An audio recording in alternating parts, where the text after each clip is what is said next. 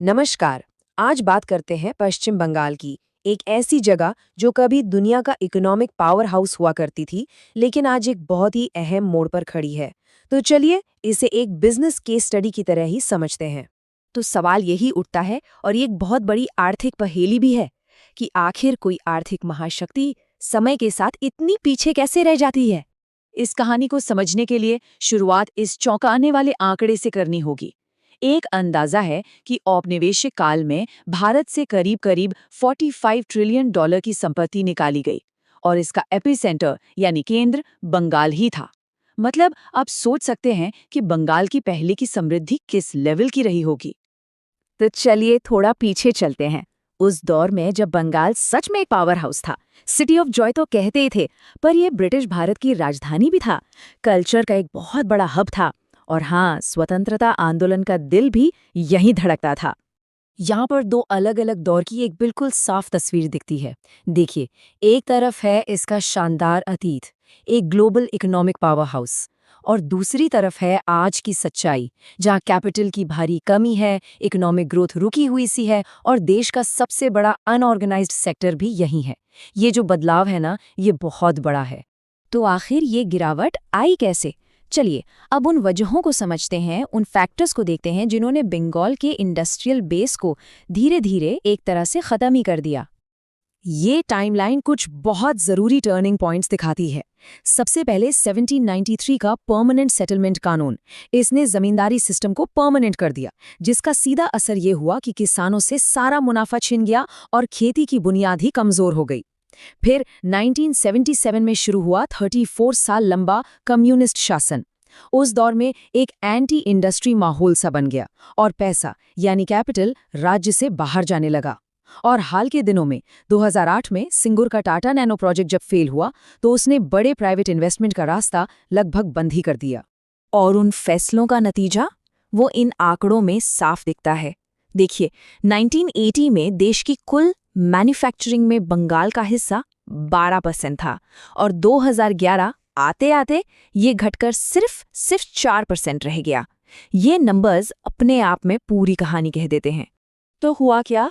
इस industrial decline की एक बहुत बड़ी मानवीय और वित्तीय कीमत चुकानी पड़ी। जो टैलेंट था और जो पैसा था, दोनों ही बेहतर मौकों की तलाश में गुजरात और महाराष्ट्र जैसे राज्यों की ओर चले गए। इसी को हम ब्रेन ड्रेन और कैपिटल फ्लाइट कहते हैं। तो चलिए अब आते हैं आज की स्थिति पर। पश्चिम बंगाल इस वक्त एक ऐसे चौराहे पर खड़ा है, जहां एक तरफ बड़ी आर्थिक चुनौतियां हैं, तो दूसरी तरफ कुछ बहुत ही अहम स्ट्रैटेजिक एसेट्स भी हैं। जरा इन आंकड़ों पर नजर डालिए। 2012 से 2017 के बीच बंगाल की ग्रोथ रेट थी 5.5%, जबकि नेशनल एवरेज था 7.1%, मतलब साफ तौर पर पीछे। और जैसा हमने अभी देखा, मैन्युफैक्चरिंग में हिस्सेदारी तो बस 4% थी, और आज भी 65% वर्कफोर्स खेती पर ही निर्भर है। लेकिन बंगाल के पास एक बहुत बड़ा स्ट्रेटेजिक एसेट भी है, और वो है सिलीगुड़ी कॉरिडोर, जिसे चिकन नेक के नाम से भी जाना जाता है। ये सिर्फ 22 किलोमीटर का एक पतला सा रास्ता है, लेकिन ये भारत की मुख्य भूमि को इसके 8 राज्यों से जोड़ता है। जियोपॉलिटिकली ये बेहद अहम और उतना ही संवेदनशील है। और हाँ, एक इंटरनेशनल बिजनेस एनालिस्ट की नज़र से देखें तो ये एक बहुत बड़ा रिस्क भी है और एक बहुत बड़ी अपॉर्चुनिटी भी। तो क्या यहाँ से वापसी मुमकिन है? चलिए अब थोड़ा आगे की सोचते हैं, और उन स्ट्रेटेजिक कदमों को समझने की कोशिश करते हैं जो यहाँ एक इकोनॉमिक टर्न अराउंड ला सकते हैं। इसके लिए एक सीधा साधा सा 3 स्टेप का रोड मैप हो सकता है। स्टेप 1, जो स्ट्रेटेजिक इंफ्रास्ट्रक्चर है उसे अपग्रेड किया जाए।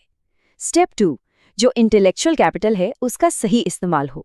और स्टेप 3, जो एक एंटी इंडस्ट्रियल माइंडसेट बन गया है उसे छोड़ना होगा। अच्छा, अब पहले स्टेप को थोड़ा और समझते हैं। देखिए, इंफ्रास्ट्रक्चर में निवेश का मतलब सिर्फ सड़कें और पुल बनाना नहीं होता। इसका असली मतलब है तीस्ता नदी के पानी के बंटवारे जैसे जो पुराने बड़े क्षेत्रीय और क्रॉस बॉर्डर मुद्दे हैं, उन्हें सुलझाने के लिए कस्टमाइज्ड सॉल्यूशन तैयार करना। इसे ही कहते हैं स्मार्ट इन्वेस्टमेंट। और फिर आती है दूसरी स्ट्रैटेजी, जो शायद सबसे पावरफुल है। बंगाल की जो कल्चरल वेल्थ है, सोचिए, सबसे ज्यादा नोबेल पुरस्कार विजेता यहीं से हैं। सत्यजीत रे की सिनेमा की विरासत है, दार्जिलिंग चाय जैसा ग्लोबल ब्रांड है।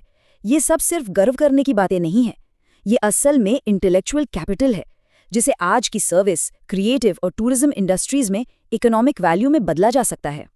तो आखिर में हम इसी एक बड़े सवाल पर आकर रुकते हैं। बंगाल, जो अपनी राजनीतिक क्रांतियों के लिए जाना जाता रहा है, क्या उसकी अगली क्रांति एक आर्थिक क्रांति होगी?